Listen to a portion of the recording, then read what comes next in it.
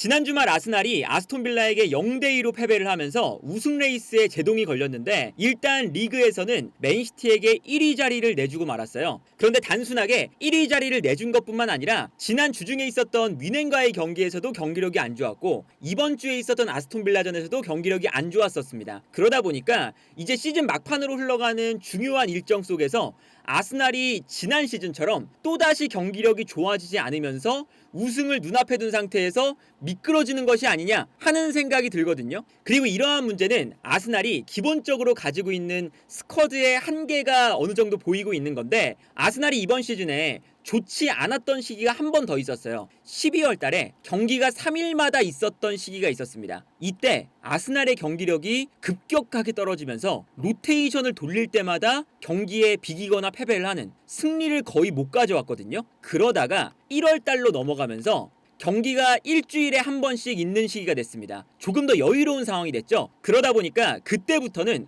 5대0, 2대1, 3대1, 6대0, 5대0, 중간에 포르투와의 1대0 패배가 있긴 하지만 그 다음에도 4대1, 6대0, 2대1 계속 경기를 승리를 해 나가면서 주전 멤버가 체력적으로 괜찮았을 때는 거의 성적을 2024년 들어서 프리미어리그에서 가장 좋은 퍼포먼스를 보여준다 라는 이야기를 들었었거든요. 그런데 최근 들어서 또다시 3일마다 경기가 있죠. 특히나 4월달 들어서 4월 1일 맨시티전, 3일 뒤에 루턴타운전, 3일 뒤에 브라이튼전, 3일 뒤에 바이에른 뮌헨, 3일 뒤에 아스톤빌라, 그리고 또다시 이제 바이에른 뮌헨을 만나는 건데, 이렇게 3일마다 경기가 지속이 되니까 지난 경기부터 약간 문제가 좀 생겼습니다. 선수들이 체력적인 부분 때문에 로테이션도 되고, 그리고 부상자가 한두 명 나오면서 그 자리를 대체하는 선수가 들어갔는데, 대체하는 선수들의 퍼포먼스가 주전 멤버가 있을 때보다 매우 좋지가 않죠. 특히나 왼쪽 라인에 키비오르, 조르지뉴, 라이스, 하베르츠, 마르티넬리,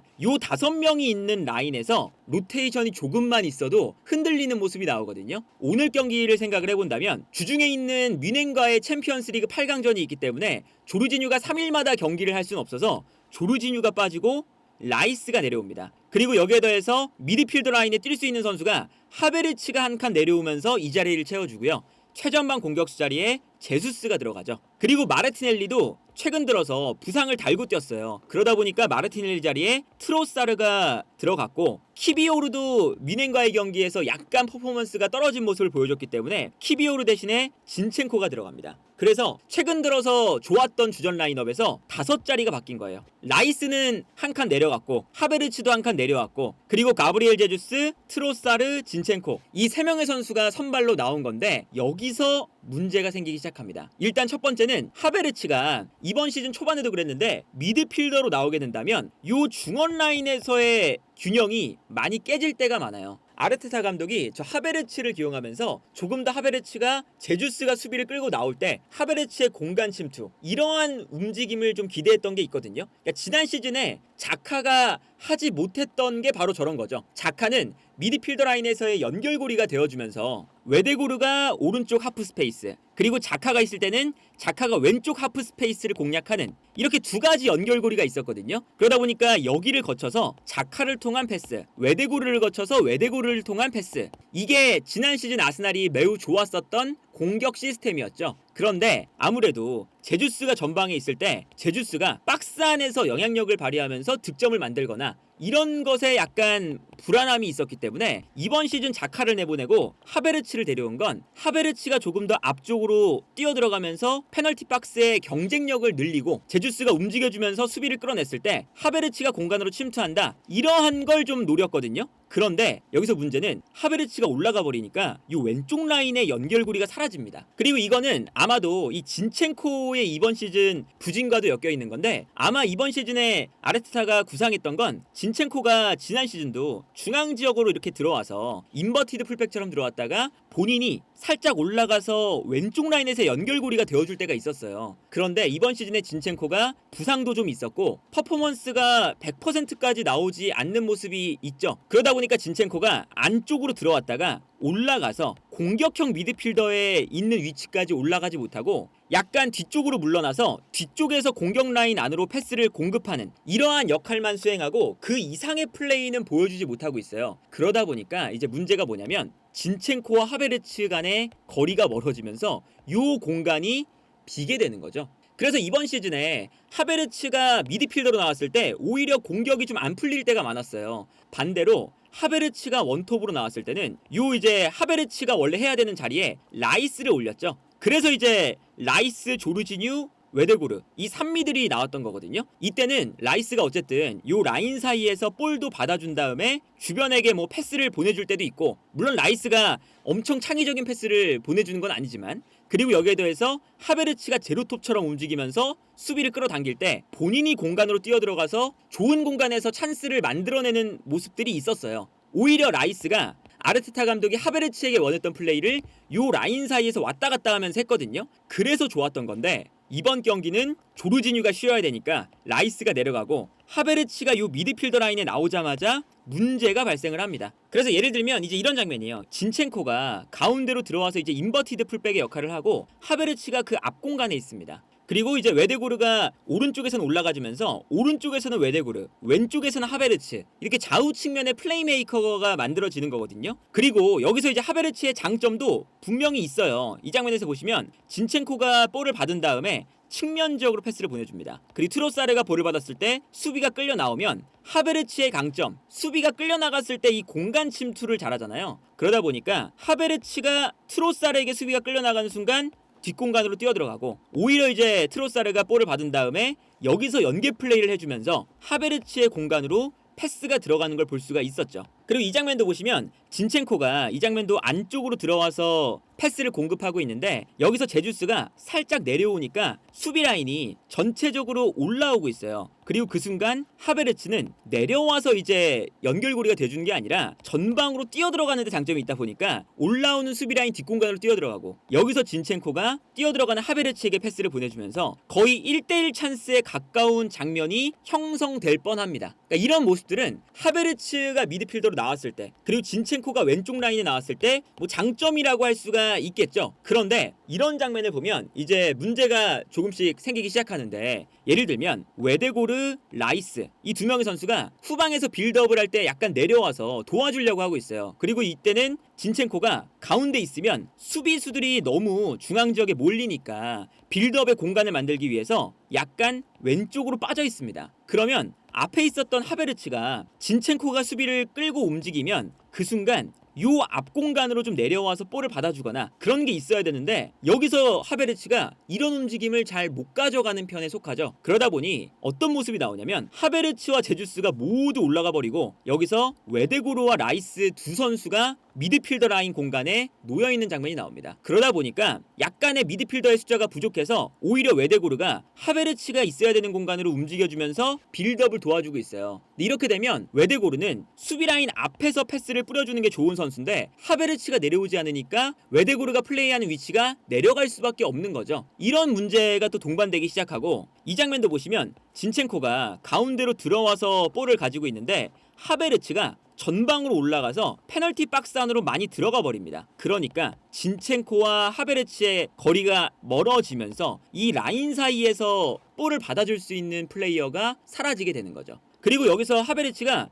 내려온다 하더라도 창의적인 플레이메이킹 이런 거에는 좀 약점이 있기 때문에 내려와서 볼을 받을 때도 볼을 받아서 돌아서는 게 아니라 그냥 뒤에 있는 웨데고르나 아니면 뭐 베나이트나 이런 선수에게 그냥 볼을 돌리는 수준의 패스만 하고 본인은 다시 박스 안으로 들어갑니다. 그래서 하베르츠가 이 미드필더 라인에 나왔을 때는 하베르츠가 올라가 버리면서 생기는, 그리고 하베르츠가 요 사이 공간에서 볼을 잘 못 다룬다는 그런 문제가 나오게 되고, 그리고 요 왼쪽 라인에서도 마르티넬리가 아니라 트로사르가 나오면 측면을 흔들어줄 수 있는 드리블러에 대한 역할이 매우 부족해져요. 그래서 왼쪽 라인에서 마르티넬리가 최근 들어서 컨디션이 안 좋기 시작하면서부터 측면 돌파가 많이 죽었거든요. 물론 트로사르가 중간중간 나올 때마다 매우 귀중한 공격 포인트를 세워주고 있지만, 선발로 나왔을 때는 트로사르 혼자서 이 측면 공간을 좀 넓혀주고 측면에서 흔들어줘야 수비가 끌려 나오면서 공간이 더 크게 날 텐데, 그러한 모습을 트로사르는 보여주지 못하고 있죠. 그러다 보니까 하베르츠의 기용도 마찬가지고 트로사르의 기용도 마찬가지고 이 공간에서의 공격적인 문제가 발생을 합니다.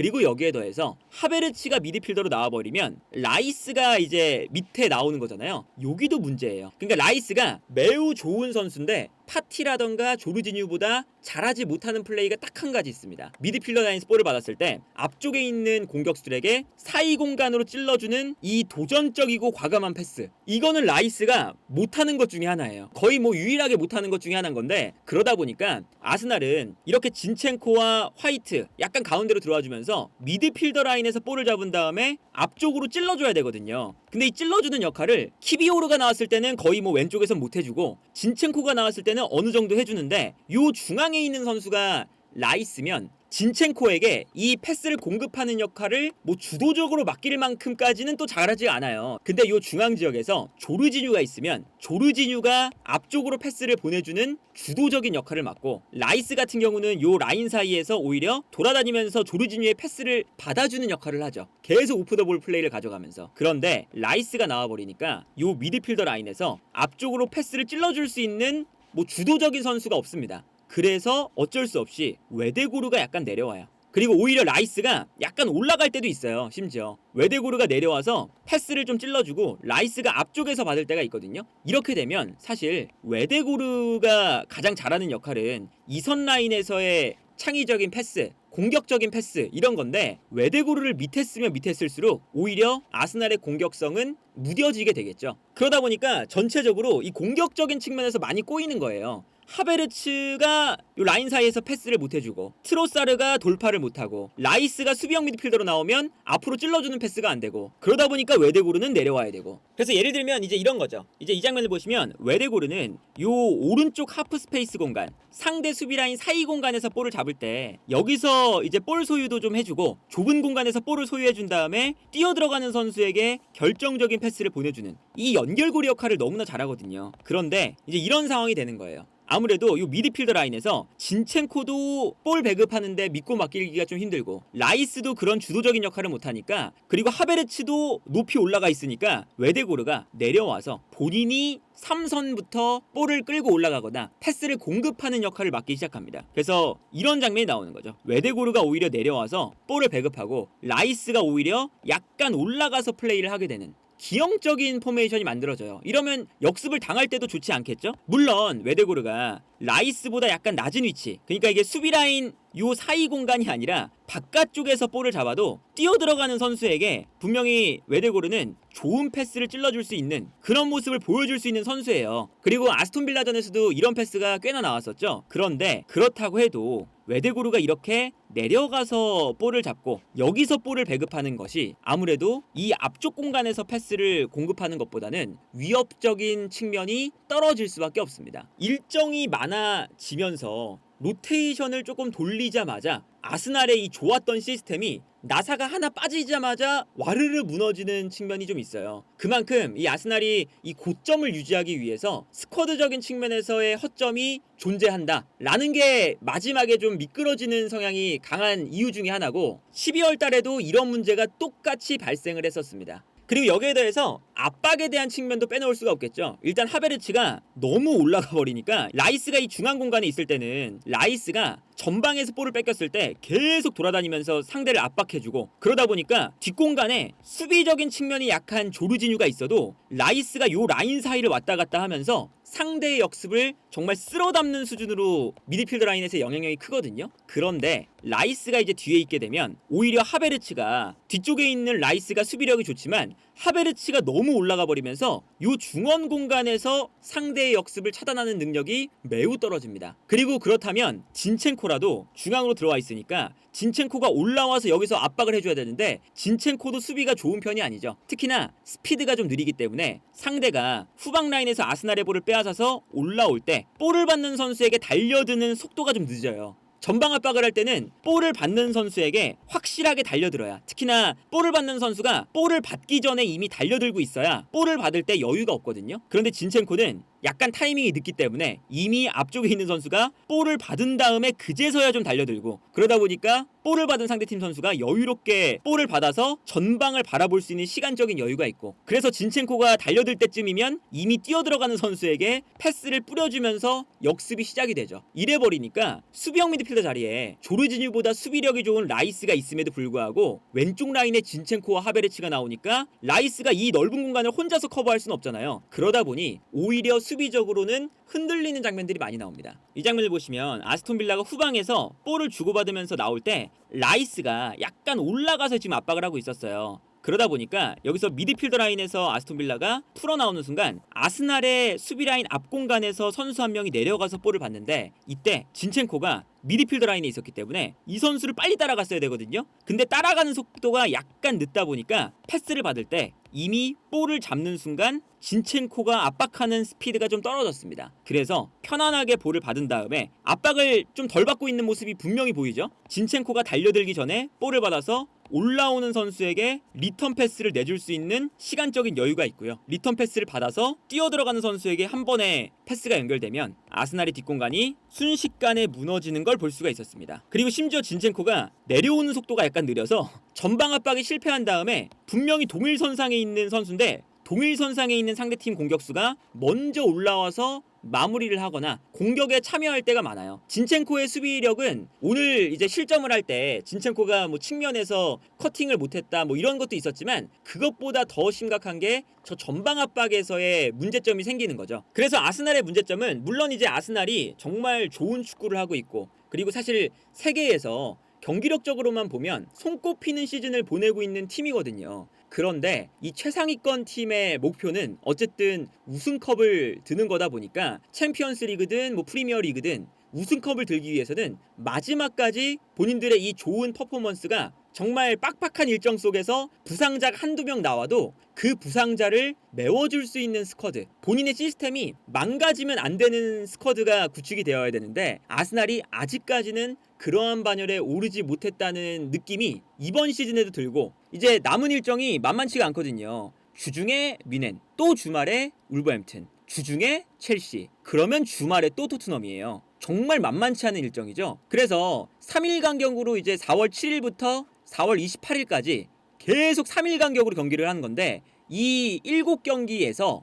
모든 경기를 100% 주전으로만 나올 수가 없으니까 로테이션을 돌리는 과정에서 문제가 생기고 있고요. 그리고 심지어 요 마지막 이 토트넘과의 경기는, 토트넘은 일정상 요 아스톤빌라전이 토트넘에게는 뉴캐슬전이잖아요. 근데 요 중간에 주중 경기가 토트넘은 없어요. 아스날로 따지면 뮌헨전과 첼시전이죠. 그리고 심지어 이 울버햄튼전이 있는 라운드에 토트넘이 맨시티와의 경기인데 이 경기가 취소가 됐습니다. 요 라운드가. 그러니까 토트넘은 뉴캐슬과의 경기 이후에 아스날은 요 사이에 3경기를 더 치르는데, 토트넘은 경기가 하나도 없이 체력적으로 완벽하게 준비가 된 상태에서 아스날을 만나는 거거든요. 전체적으로 아스날이 이 어려운 일정을 과연 무난하게 통과를 할 수 있을까? 그리고 이 일정이 극복을 한다면 아스날이 정말 우승으로 가는 거였고, 극복을 하지 못한다면 지난 시즌처럼 미끄러지는 거였는데 벌써부터 휘청거리고 있기 시작했다. 지난 시즌부터 뭐 마지막 이 결정적인 순간에 위닝 멘탈리티의 부족, 이런 얘기가 있었는데, 그런 것도 있겠지만 스쿼드적인 문제점도 여전히 최상위권에서 싸우기에는 이제 무리가 좀 있어 보이는 상태다. 여기서 이제 아스날은 하나의 또 껍질을 한 번 더 깨고 나가야 우승 트로피를 들 수 있지 않을까 하는 생각이 드네요.